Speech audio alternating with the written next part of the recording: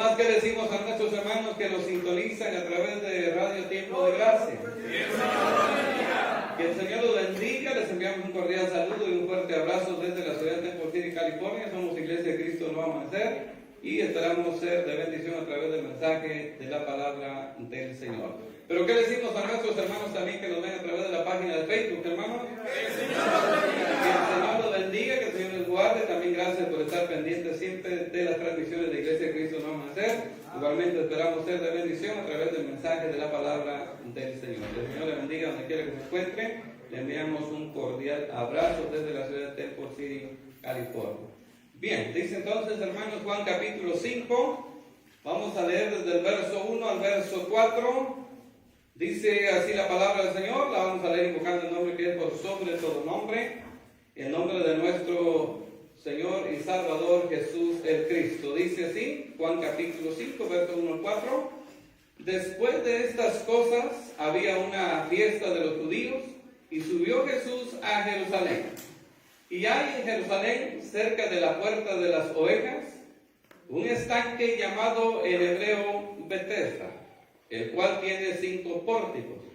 En estos yacía una multitud de enfermos, ciegos, cojos y paralíticos, que esperaban el movimiento del agua, porque un ángel descendía de tiempo en tiempo al estanque y agitaba el agua, y el que primero descendía al estanque después del movimiento del agua quedaba sano de cualquier enfermedad que tuviese. Y había ahí un hombre que hacía 38 años que estaba enfermo. Vamos a ir leyendo. Cuando Jesús lo vio acostado y supo que llevaba ya mucho tiempo así, le dijo: ¿quieres ser sano? Señor, le respondió el enfermo, no tengo quien me meta en el estanque cuando se agita el agua, y entre tanto que yo voy, otro desciende antes que yo. Jesús le dijo: levántate, toma tu lecho y anda. Y al instante aquel hombre fue sanado, y tomó su lecho y anduvo, y era día de reposo. Tengan la bondad de tomar su asiento con todo su corazón, y vamos a preparar nuestro corazón. Antes de entrar, quisiera, hermanos, trabajar un poquito su corazón, para no entrar así muy en seco a la lectura de estos pasajes. Allá por Guatemala, hermanos, los que conocen un poco el área, en el departamento de Cobán, en el camino a un lugar llamado Tactic, ahí, hermanos, en los potreros de por ahí de esos lugares, hay un pozo que se llama el Pozo Vivo. Si usted entra a YouTube por ahí, ahorita no. Si usted entra por ahí y le pone el Pozo Vivo, ahí le va a aparecer un montón de historias sobre el Pozo Vivo. La gente que pasa, los viajeros, se detienen por el área y van, unos por curiosidad, otros porque van a hacer ciertos rituales o tienen ciertas actitudes ahí en el pozo. Y es que resulta que ese pozo está reposado en agua, y cuando la gente llega cerca y van hablando y comienzan a hacer ruidos, el agua comienza a agitarse y comienza a hacer burbujas y comienza a hacer movimientos del agua. Los científicos han tratado la forma de ver qué pasa ahí, pero sencillamente dicen que es pues un evento natural y punto. Pero la gente que pertenece a la religión ha elevado ese evento o ese pozo a una forma de buscar beneficios divinos. Es decir, pues, le atraen al pozo ciertas virtudes, y muchos religiosos ahí delante del pozo, pedirle por sus cosechas.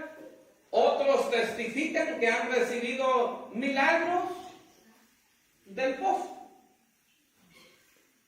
Por el otro lado, igual en Guatemala, hay corrientes de agua que bajan desde los cerros, los volcanes, y es agua caliente, y que al bajar por los volcanes se deposita igualmente en estanques, o en piletas, o pozos, como usted quiera llamarle.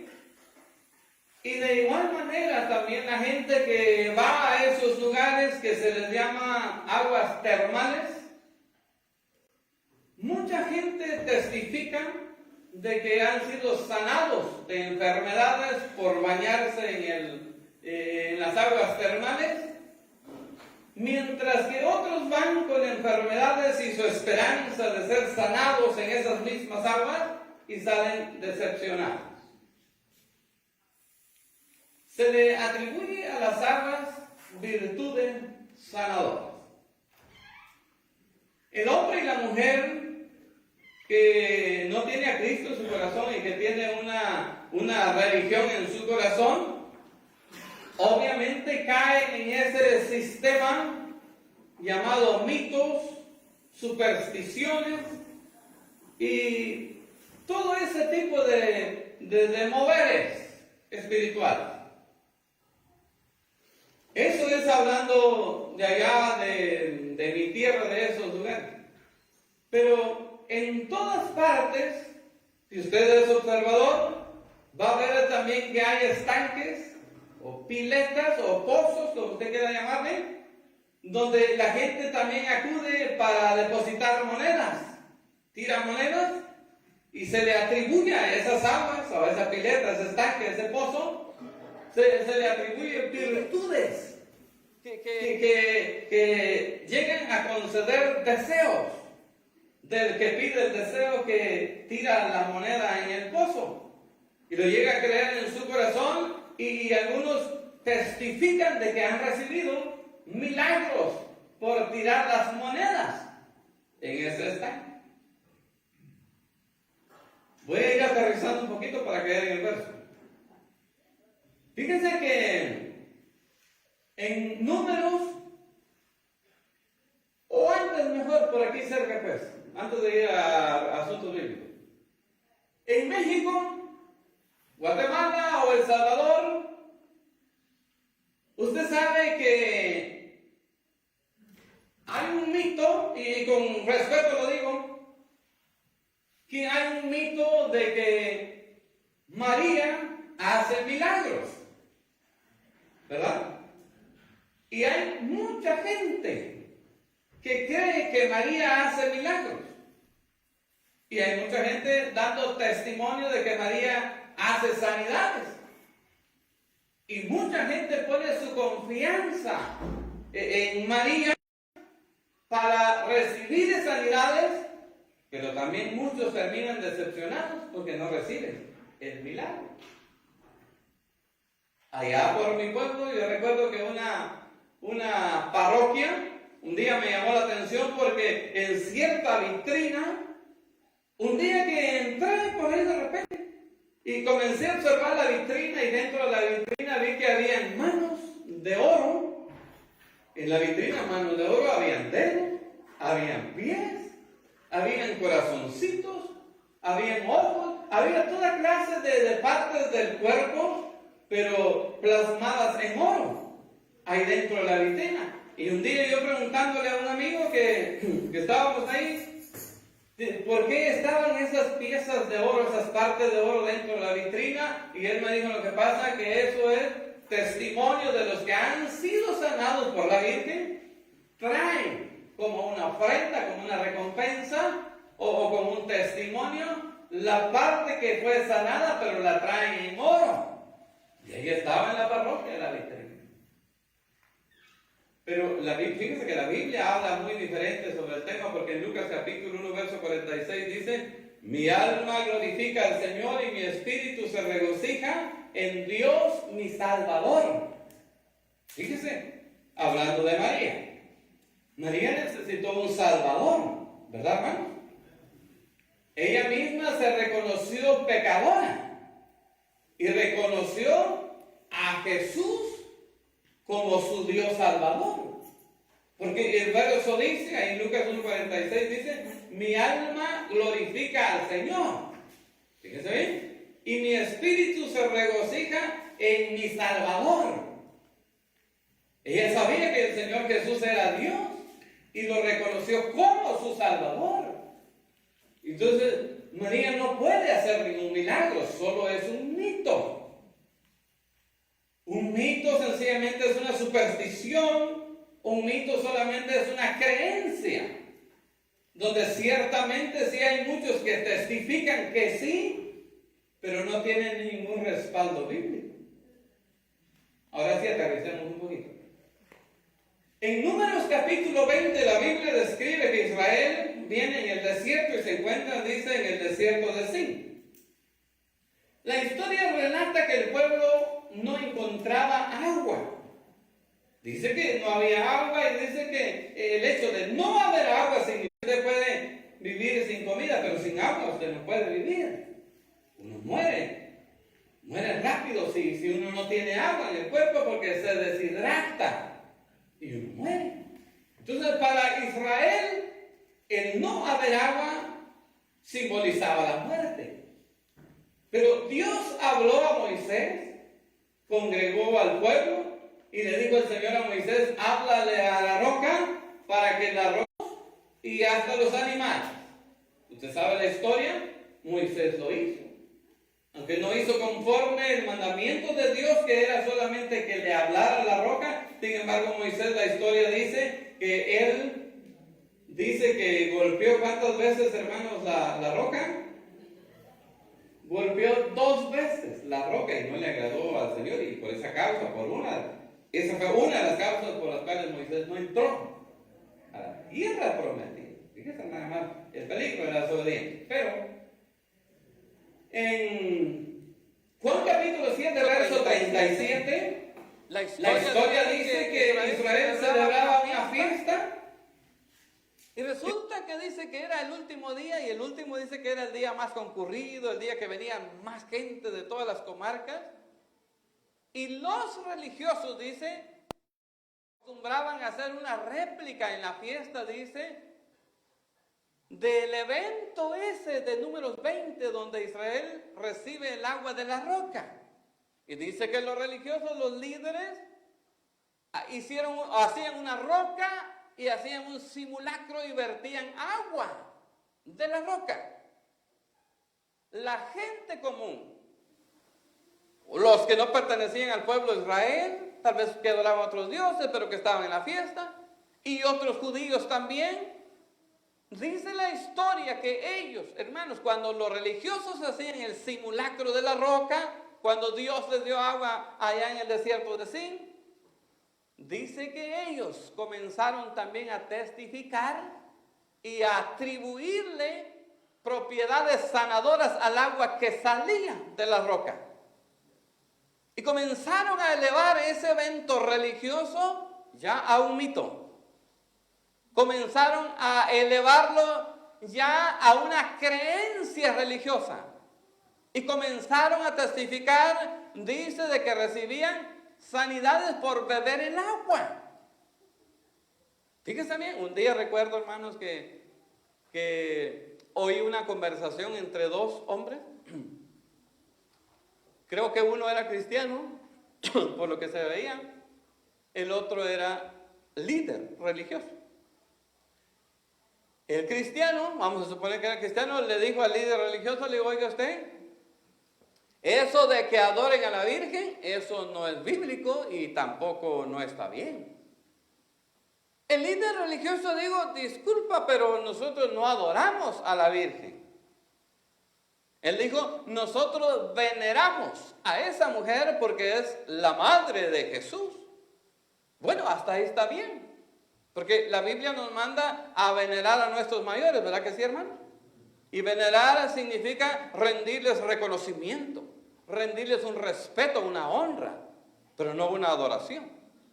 El hombre religioso, el líder, dijo: nosotros no adoramos a la Virgen. El otro le dijo: es cierto lo que dices, pero la gente común que pertenece a la religión, dijo, ellos no piensan así, ellos sí adoran a la Virgen.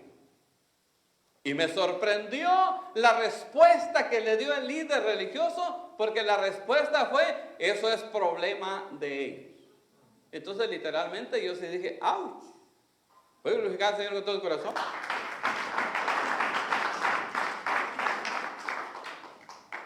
¿Cómo que es problema de ellos? ¿Cómo no se les dice si son devotos de la religión? ¿Por qué el líder no le dice que no se debe de adorar? Que no se debe de tener como diosa, sino que sencillamente se debe de respetar o reconocer el papel que tuvo en la redención de la humanidad, que fue prestar su vientre para que naciera el Salvador del mundo. Punto. Pero no lo dice el líder. Bien. Los líderes sabían y entendían que la gente estaba elevando el evento.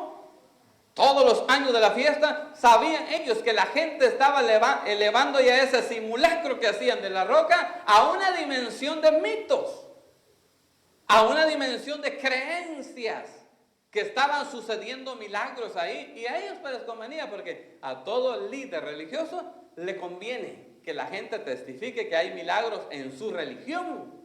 Pero ¿de qué sirve si solamente es religión? No hay una comunión con el Salvador del universo, del cielo, con el Creador del cielo, sino solamente es una religión.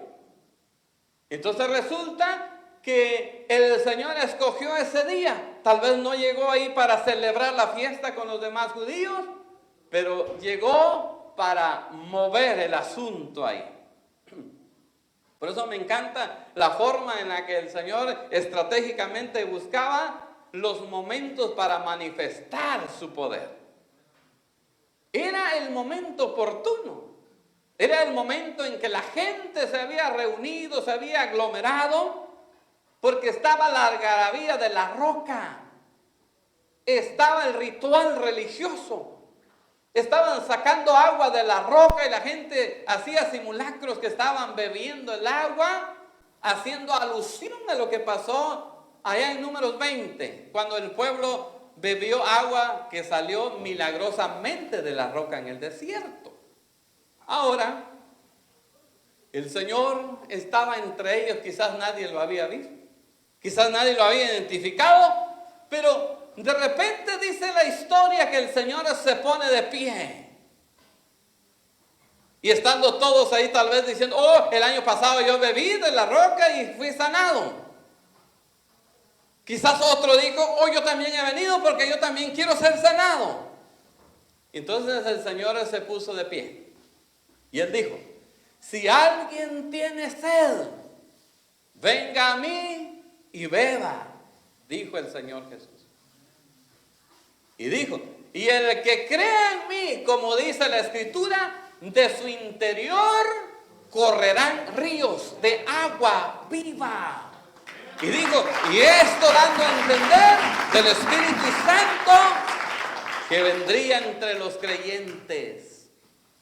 Imagínense nada más. Entonces habían elevado el brotar del agua de la roca a dimensiones de mitos. Y no era cierto.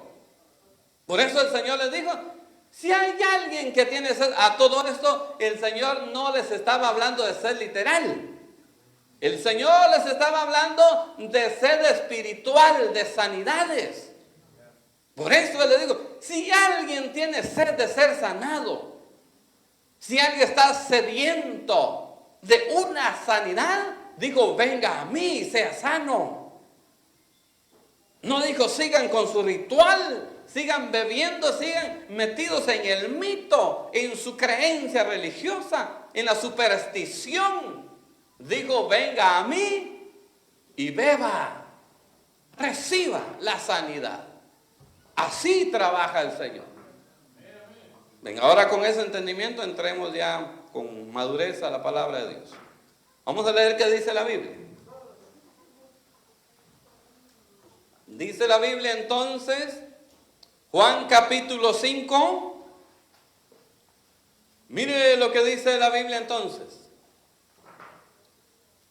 Dice, después de estas cosas había una fiesta de los judíos y subió Jesús a Jerusalén.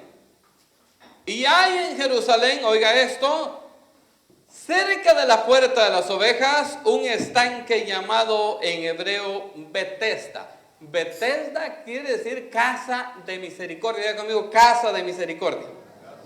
Fíjese bien, póngale oído a esto.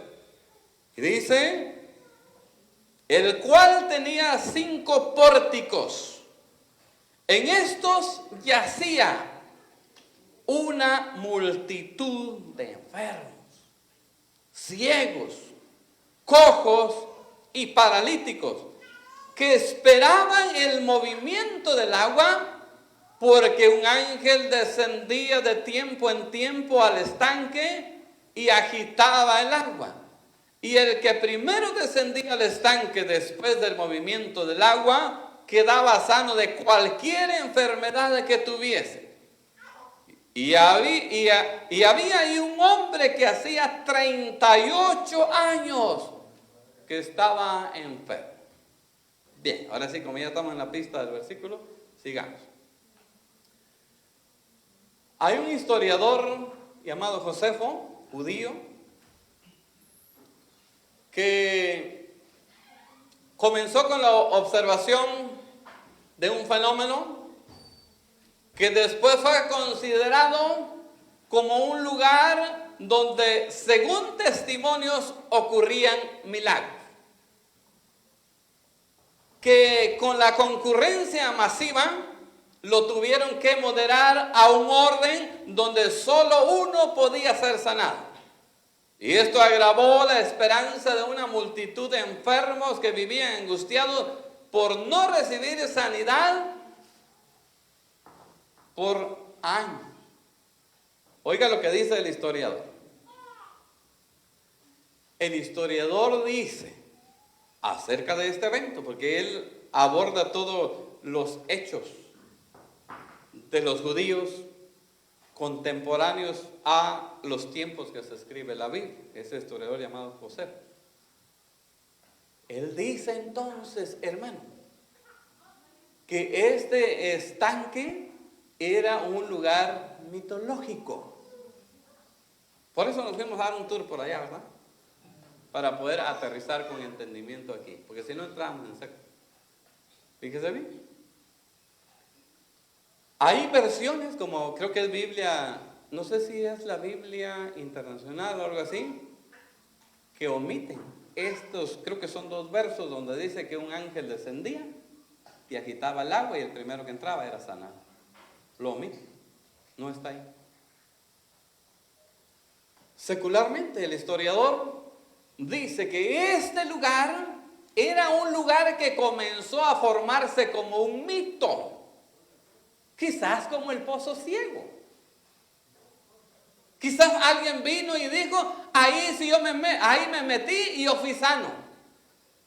Y ese se lo contó al otro y de repente era una multitud en el estanque, esperando que se moviera el agua para entrar y ser sanado. Fíjense bien.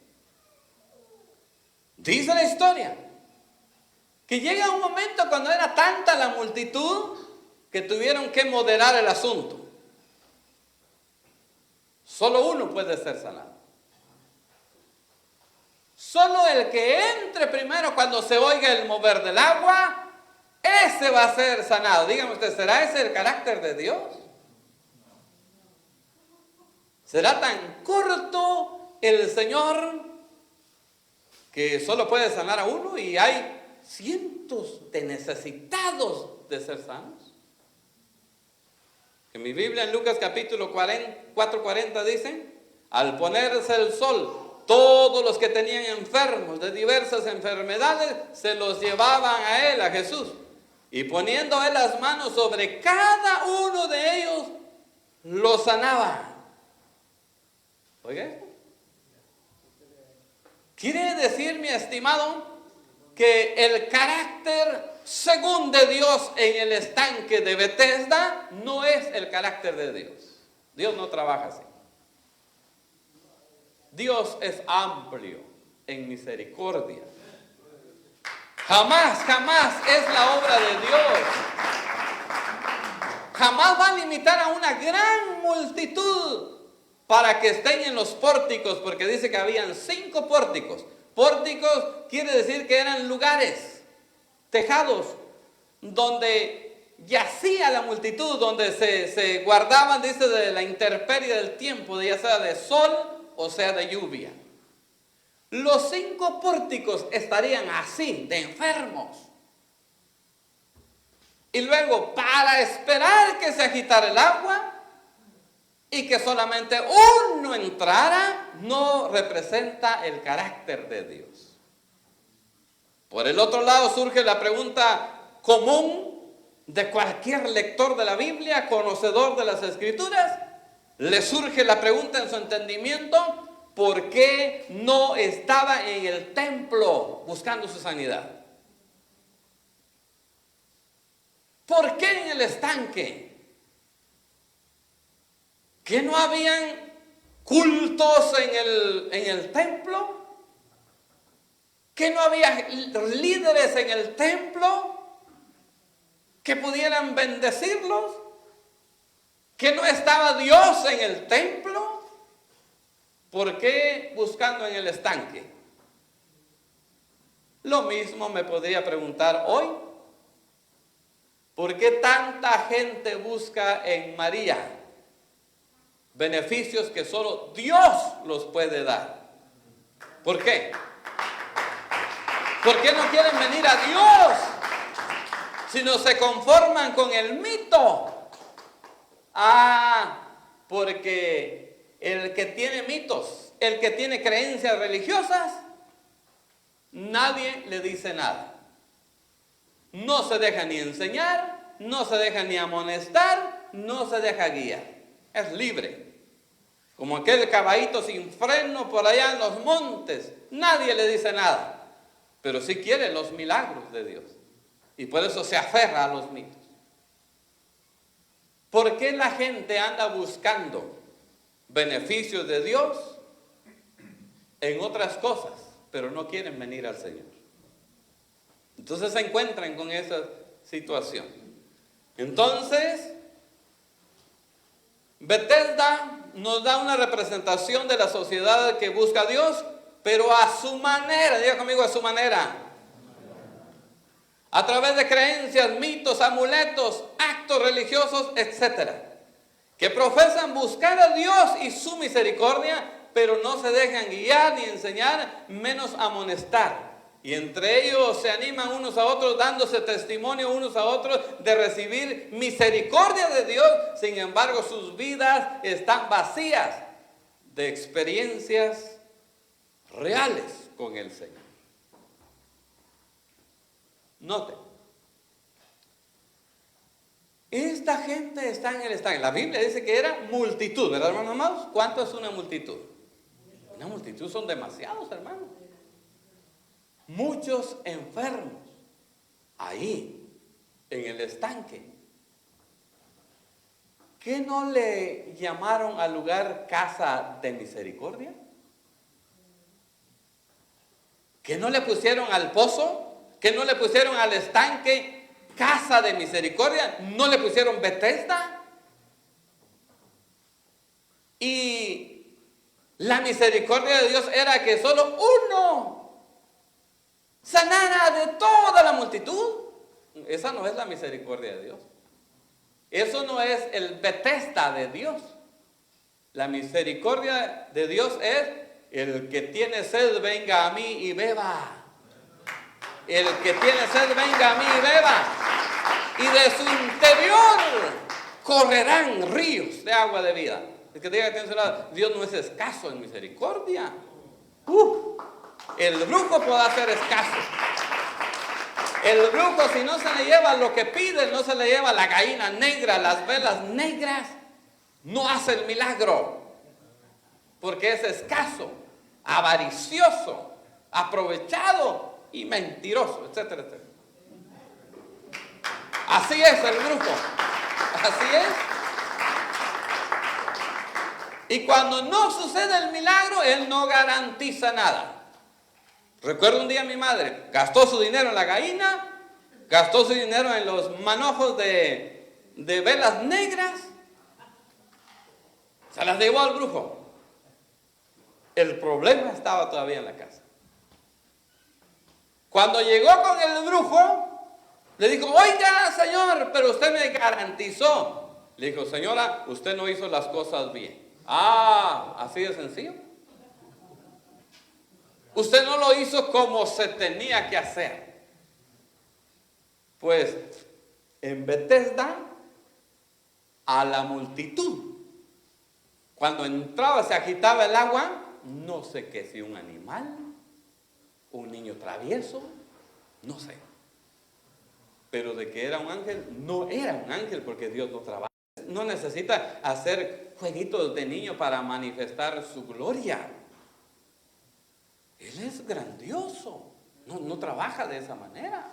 Esto fue un asunto de los hombres. Y Juan no lo está diciendo porque Juan está narrando textualmente el evento. Él no nos está dando ninguna explicación, pero en la Biblia no se encuentra ninguno de las multitudes en Bethesda, ninguno que esté registrado que haya sido sanado en Bethesda. No hay. Y ni siquiera se habla del estanque en otros lugares, ni los otros evangelistas hablaron de ese evento, porque si era una multitud y de veras era un ángel de Dios, tenía que haber mucha información en la palabra de Dios. ¿Sí o no? ¿Verdad? Si hubieran visto. ¿No el Señor hizo muchos milagros y aparecen en todos lados los milagros? Los narra Juan, Lucas, Mateo, Marcos. Todos narran los acontecimientos. Usted los mira aquí, los mira allá en todos lados. ¿Por qué no hay ningún registro de alguien que haya sido sanado en Bethesda si era una multitud? ¿Por qué no hay un registro, una profecía que ha dicho que el Señor iba a mandar un ángel que agitara el agua y el primero que entrara iba a ser sanado en los profetas? No hay. Era como el pozo vivo de Cobán, Guatemala. Como las aguas termales allá en Guatemala. Como el pozo que está por allá en el mall. La gente que está testificando que echaron moneda y sí se cumplió su deseo. Se casó. Así dicen. Que fueron sanados. Como los testimonios que se dan: María me sanó. Y María no puede oír, está en el tercer cielo con el Señor. Y no puede oír nada porque Eclesiastés, el predicador, dice que el que muere, una vez que muere, nada sabe. No puede oír. No hay una interacción entre muertos y vivos. Pero al final es un mito. María es un mito que fue introducido por los españoles. Porque los aztecas, los mayas, los incas eran de otro lado. Los toltecas, todos esos tribus que estaban en nuestros territorios, la historia dice que ellos se mataban unos a otros, se arrancaban el corazón unos a otros, se los ofrendaban a sus dioses. Y vienen aquellos españoles más despiertos, más entendidos, más religiosos. Dijeron: ¿cómo paramos este asunto? Y dijeron: ya sé. Vayan allá por el desierto, llévense un niño y digan que apareció María ahí. Y que quiere que le hagan un templo en ese lugar y llévenle las rosas como una evidencia y todos van a saber que ahí es desierto. No hay rosas, pero la Virgen le dio rosas. Sí, las compraron en el mercado de la esquina. Se las dieron al muchacho y el muchacho fue con el sacerdote. Y como lo que decía el sacerdote era decirle: amén, señor sacerdote. Así será, Señor. Había reverencia. Y entonces le dijeron a todos: tranquilos, ella es la madre del cielo. El error que cometieron fue que le hicieron morenita. Este fue el error que cometieron. Porque María es judía. ¿verdad? Y los judíos son blanquitos. Nosotros de aquí, Guatemala, somos morenitos. Eso fue el error de decir que era la morenita de allá del desierto, de Tepeyac. No era, es un mito, es un mito. Es verdad, es un mito. Entonces, Betesda lo elevaron. Comenzaron a ver testimonios, lo elevaron y le pusieron Betesda, casa de misericordia. Pero dígame usted, ¿dónde estaba la casa de misericordia realmente? ¿El templo? ¿El templo, la casa de Dios? Esa era la casa de misericordia, no el estanque. No donde se conglomeraba la gente ahí para ser sanados y donde no había misericordia. Ahí no había misericordia. Porque ese lugar era un lugar deprimente. Ni siquiera pasar por ahí era deseable. Porque era un lugar donde se respiraba una atmósfera de enfermedad, de tristeza, decepción por la vida, de angustia. Tal vez muchos habían sido abandonados por sus familiares, como este hombre que en su parálisis no tiene a un familiar, un amigo o alguien que le ayude a meterse al agua, donde piensa que no va a tener sanidad. ¿Cómo? ¿Cómo un paralítico va a entrar? Si tal vez había uno que era cojo, tal vez de un salto podía entrar al agua. O otro que tal vez tenía otra enfermedad podía correr, pero el pobre paralítico. Pero él cree que está en la casa de misericordia, que está en Betesda. Y Betesda no era ahí, Betesda era el templo. Allá podía buscar la sanidad. Entonces, ahora entiende por qué. Muchas multitudes buscan los favores de Dios, pero no en la casa de Dios. Los buscan fuera, en los lugares mitológicos, en las cosas mitológicas.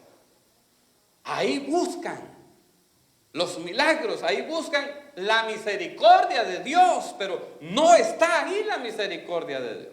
Entonces diga que tiene a su lado: te bendigo porque estás en la casa de misericordia, en Betesda, la casa de Dios, el lugar donde Dios bendice. Por eso David dijo: yo me alegré con los que me decían, a la casa del Señor iré. ¿Se recuerda que dijo en el Salmo 133? Dice que este es el lugar donde el Señor envía bendición y vida eterna. Este es el lugar. Si hay un lugar que nosotros pudiéramos decirle: Señor, ¿sabes qué? Le vamos a llamar Betesda a este lugar. Sí sería digno de llamarle Betesda, un lugar como este. Porque es la casa de misericordia. Pero la fuente que está en el mall, donde la gente testifica que han recibido milagros, no es digno de llamarse Betesda. Este estanque no era digno de que le pusieran Betesda, casa de misericordia, porque no había misericordia ahí. No, esa no es la misericordia de Dios. Que un hombre estuviera ahí por 38 largos años, soportando su enfermedad. 38 años acostado, que ya sus familiares lo habían abandonado. Porque si este hombre está solo y él dice que no tiene quien lo meta, dígame usted, ¿habían familiares ahí? No habían familiares, lo habían dejado al pobre. Bien. El verso 1: el Señor no sube a la fiesta para celebrar la fiesta, sino para aprovechar la multitud congregada de todas partes para hacer un milagro que impactó a la multitud de enfermos, a los religiosos, a la sociedad entera, dejando claro que Él no es un mito, una creencia religiosa, un amuleto, una superstición, sino Dios vivo que tiene cuidado de todos. Y el milagro hecho dio a conocer que el Señor es verdadera misericordia de Dios. Aunque estos enfermos estaban en lo que llamaban Betesda, que significa casa de misericordia, porque no habían creído que la misericordia de Dios estaba en el templo y no habían conocido al Señor Jesús. Entonces, cuando el Señor Jesús aparece entonces, se da cuenta que cuánta gente estaba refugiada en los pórticos, esperando el día. No sabemos a cada cuánto sucedía ese tal movimiento. No se sabe. No se sabe cuánto tiempo pasaba de intervalos ahí en medio para que sucediera el asunto. Lo que sí sabemos es de que había un hombre que tenía 38 largos años en uno de los pórticos ahí. Entonces viene el Señor, le hace la pregunta del millón: ¿quieres ser sano? ¿Quieres ser sano? El hombre dijo: mire el enfoque. Cuando la superstición, cuando el mito, cuando la creencia religiosa invade el corazón, lo abraza, no lo suelta, no lo deja ir. Estaba tan atrapado el hombre en este asunto, su enfoque en el mito, su enfoque ahí, queriendo experimentar la misericordia de ahí, tan enfocado que no se dio cuenta que le estaban haciendo una pregunta: ¿quieres ser sano? Y él dijo: no tengo quien me meta en el estanque. Entonces estos que se refugiaban en los pórticos, que eran los lugares de refugio, ya sea de la lluvia o del sol, mientras esperaban la misericordia de aquel estanque que para la multitud nunca llegaban, pero los 5 pórticos eran el refugio de aquella multitud angustiada. Esos pórticos eran el refugio de la multitud. Eso era su refugio. No se iban de ahí porque estaban refugiados en los, vamos a llamarle cuartos, 5 lugares, donde se refugiaban mientras esperaban el tiempo, el día de correr al agua. Pero el Salmo 91, verso 2 dice: yo le digo al Señor, tú eres mi refugio, mi fortaleza, el Dios en quien confío. Oiga lo que dijo David: yo le digo al Señor, tú eres mi refugio. Viene el sol, el Señor es mi refugio. Viene la lluvia, el Señor es mi refugio. Estamos en el pórtico correcto, porque estamos en Betesda correcto. Cristo Jesús, misericordia de Dios. Una de palmas al Señor con todo el corazón. Salmos 9:9 dice: el Señor es refugio de los oprimidos, es su baluarte en tiempos de angustia. Aquellos hombres estaban angustiados, enfermos, se refugiaban ahí en los pórticos de Betesda. Pero dice el Salmo 31, verso 1: en ti, Señor, busco refugio, jamás permitirás que me avergüencen, en tu justicia líbrame. Diga que tiene a su lado: estamos en el verdadero pórtico. Estamos refugiados en el verdadero refugio. No estamos envueltos en mitologías. Estamos envueltos, hermanos, en verdades espirituales. No las entendemos con la mente, no las vamos a comprender con este razonamiento, pero para eso nos dejó el Señor la fe, para creer que Dios nos metió en algo grande. No nos invitó a un estanque para que el que sea más fuerte corra primero. Nos ha traído donde todos hemos sido bendecidos, porque la misericordia de Dios es inagotable, alcanza para todos. No puede ser escasa la misericordia de Dios. El que no recibe la misericordia de Dios es porque no la quiere buscar. Dígate en su lado. No te vayas a conformar como la multitud de Betesda. Se conformaron. Este hombre se conformó 38 años ahí. Creo que pasaba un día, pasaba otro día, pasaron largos 38 años, pero el Señor tenía un día en el que iba a manifestar su gloria. Allá en Proverbios capítulo 10, verso 29 dice: el camino del Señor es refugio de los justos y ruina de los malhechores. Proverbios capítulo 30, verso 5 dice: toda palabra de Dios es digna de crédito. Dios protege a los que en Él buscan refugio.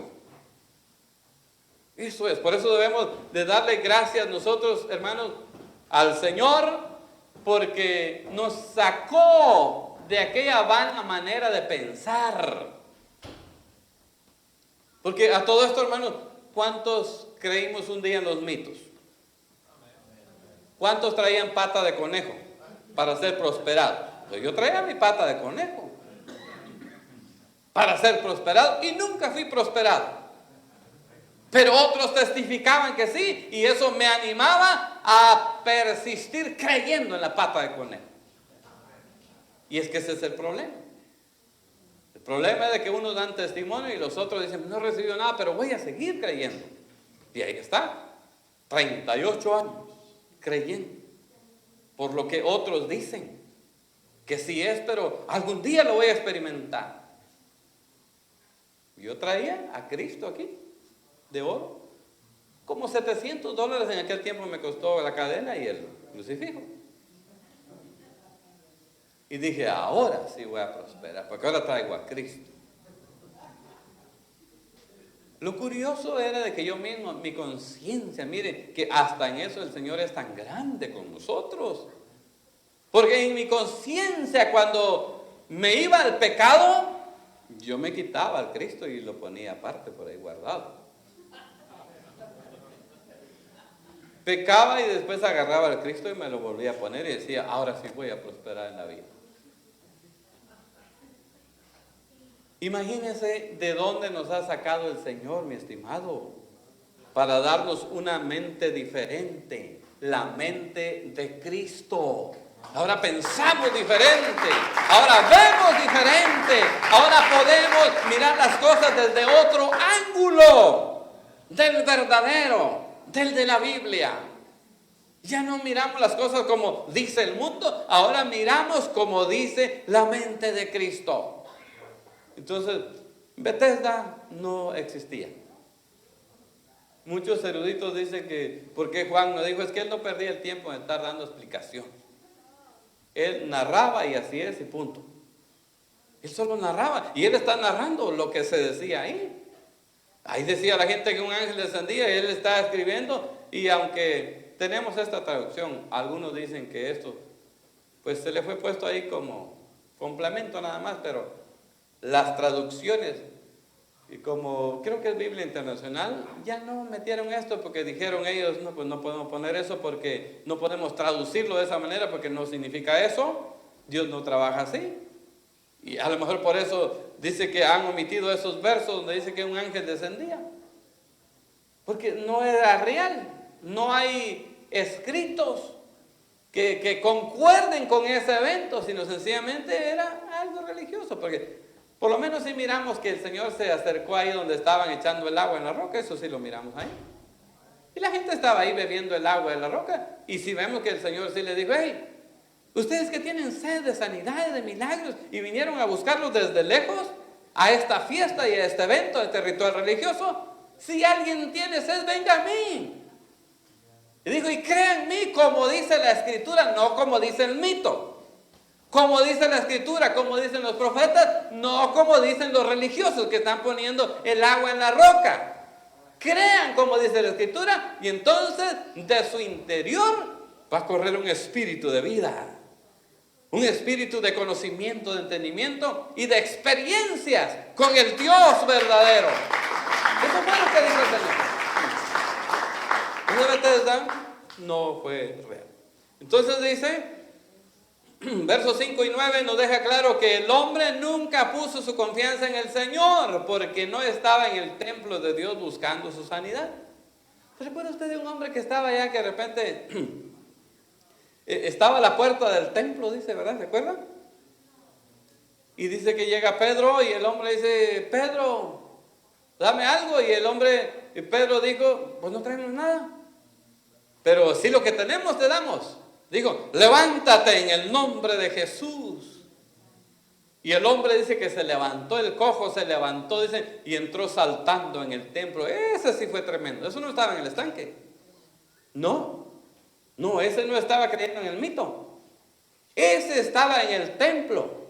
Tal vez tenía sus intereses, pero estaba en el templo. Y solo el hecho de estar en el templo y tal vez no en el estanque, Dios lo bendijo. Dios lo levantó y entró dando testimonio de la verdadera misericordia de Dios. Eso sí fue misericordia. Entonces, este hombre no estaba en el lugar de mitos, de creencias griegas, de supersticiones, estaba enfocado, que no se dio cuenta de la pregunta, ¿quieres ser sano? Solo tenía que decir sí. Pero lo que dijo nos deja claro que su confianza estaba puesta en el mito y en los hombres. Diga conmigo, los hombres.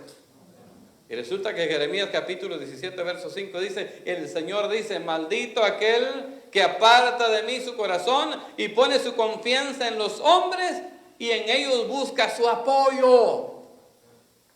¿Dónde estaba buscando su apoyo ese hombre, el paralítico ese? Él dijo, no tengo quien me apoye, que me meta. Había apartado su corazón del Dios del templo. Había puesto su corazón en el mito, en el estanque de Bethesda, en la casa de misericordia. Había confiado en el hombre y estaba bajo maldición por haber confiado en el hombre. El Salmos 27 y 8 dice, algunos confían en carros, otros en caballos, mas nosotros en el nombre del Señor nuestro Dios confiaremos. Ellos se doblegaron y cayeron, pero nosotros nos hemos levantado y nos mantendremos de pie. Estamos en la verdadera misericordia de Dios. Estamos en Cristo Jesús. Esto no lo puede garantizar una religión, un mito, un amuleto. Esto lo garantiza el Señor de los ejércitos. Dígale, ¿está garantizada tu bendición? Nadie puede terminar. Lo irónico de la religión, versos 9 y 10, 38 años estuvo el hombre sufriendo. Oiga esto, y nunca hicieron algo por él los religiosos. Viene el Señor, lo sana y ahora le dicen, estás mal, estás violando la ley. No te es lícito llevar tu colchón en el que estuviste 38 años sufriendo. Entonces dije otra vez, ¡ouch! Oiga, 38 años sufriendo el hombre acostado en los pórticos, esperando por la misericordia de Dios en el estanque. Los religiosos nunca hicieron nada. Por 38 años aparece el Señor, lo sana. Y ahora resulta que, hey, momento, señor paralítico. Bueno, ya no estaba paralítico. Usted, don Juan, no puede llevar cargando ese colchón. No puede llevar cargando el colchón. Ahora les interesa el colchón que carga el hombre. Y su vida, su padecimiento, su sufrimiento ¿no eran interesantes para los líderes? No, Señor, diga que tiene a su lado. No, Señor. ¿Qué hizo la religión por usted? ¿Que no nos andaba dando una cirrosis de alcoholismo? ¿Y qué hizo el religioso por nosotros? Nada. ¿Que no estábamos autodestruyendo nosotros mismos? ¿Y qué hizo la religión por nosotros? Nada. Y por eso ahora hay que tener cuidado con los mismos religiosos dentro de las iglesias. Aquí no hay. Pero en otras iglesias hay religiosos que después de que viene la hermanita ahí, viene arrastrando los pies porque apenas salió de ahí y lo trajo el Señor a sus caminos y lo va a empezar a poner como el pescadito ahí en la tablita, a quitarle escama por escama, a limpiar. Y el religioso, qué barbaridad ese hombre. Así dijeron aquel, qué barbaridad, lleva el colchón. Y los 38 años de enfermedad. ¿Y por qué ahora el enfoque en el colchón que va cargando? Solo porque es día de reposo.